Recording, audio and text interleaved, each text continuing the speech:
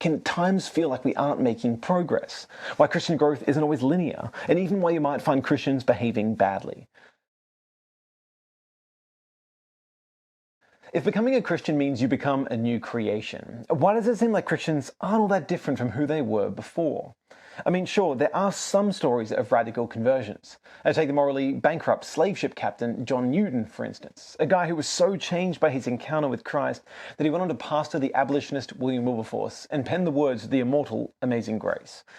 The problem for me as a Christian, though, is that these handful of stories and stars, they stand out against the backdrop of ordinary Christian history, almost as though this transforming power of the gospel is the exception, not the rule. And when I'm honest, despite some high moments in my early years of following Jesus, so often it seems like I'm making little progress towards the goal of becoming like him. And that can be jarring. I mean, surely Christians, in addition to possessing the public evidence for the truth of Christianity, are also meant to be part of that evidence, serving as these living witnesses to God's saving power. So how does the Christian story speak to the stunted progress of our human renovation? Why aren't Christians more different? Well, let me say a few things. For starters, and biblically speaking, salvation is this rich and layered concept, referring to three distinct ways that God rescues us from sin: past, future, and present. When it comes to the penalty of sin, Scripture teaches that Christians have been saved in the past. With thanks to Jesus' death and resurrection for our atonement, we were made right with God and spiritually born again as a new creation. Theologians refer to this as justification and regeneration, where being saved in the past is spoken of through courtroom and delivery room metaphors.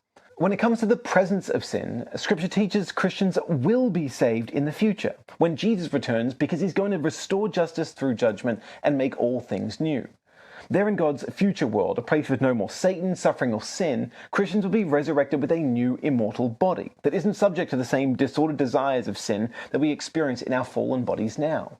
Theologians refer to this as glorification.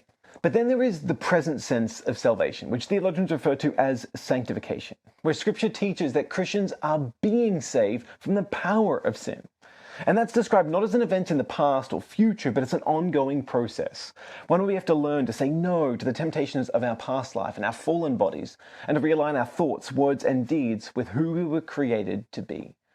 Now, getting theological clarity on these three different senses of salvation, and not conflating what becoming a new creation in the past means for the process of moral and spiritual formation in the present, that goes some way to making sense of why Christians may not seem to be all that different right now.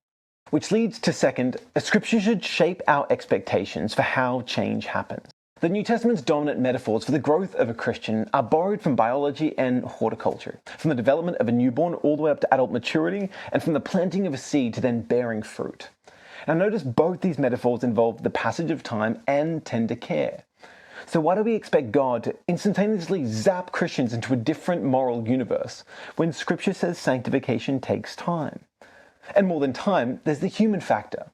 Because God's endgame involves the full submission of our humanity to his good design, God doesn't want to circumvent our free participation now, but to redeem it. That's why Christians have to be active agents in the process of salvation. Paul tells us to work out our salvation with fear and trembling in Philippians 2. And Peter tells us to make every effort in 2 Peter 1. And James tells us to put our faith to work in chapter 2 of his letter. And this human element in sanctification explains why it can at times feel like we aren't making progress, why Christian growth isn't always linear, and even why you might find Christians behaving badly.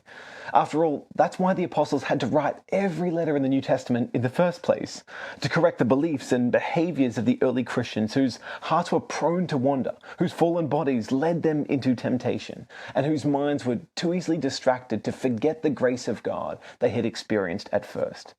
They needed to be reminded of and rooted in the truth of the gospel, and so do Christians today.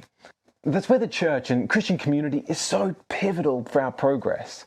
You see, because amidst the grace-soaked scriptures and songs and Lord's Supper, you get to find this community that reminds us about the grace that is ours in the gospel. And the more we feed on that truth, the more we put our faith to work, the more, like those handful of stars strewn across Christian history, we too might start to stand out for all the right reasons.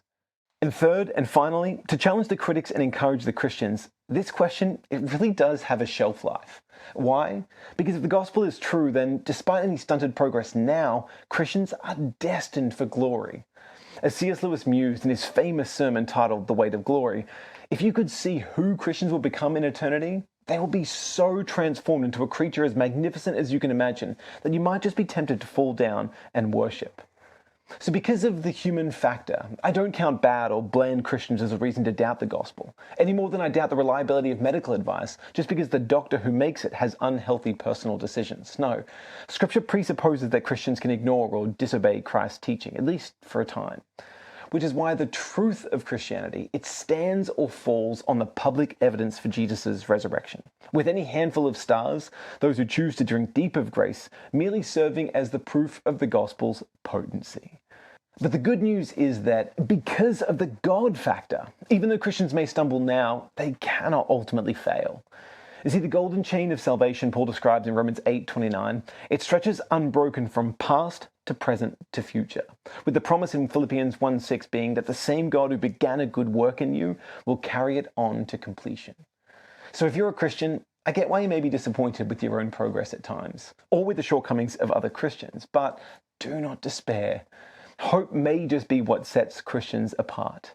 And the animating hope of the gospel is that as surely as Jesus got up out of his grave, we will too, forever leaving behind whatever was not worthy of God's future world. Dan here from Questioning Christianity. Thanks so much for checking us out. We are all about helping you connect the Christian story to life's deepest questions. So if you're enjoying the content, make sure you subscribe and click the bell on YouTube, and then go ahead and follow us on socials.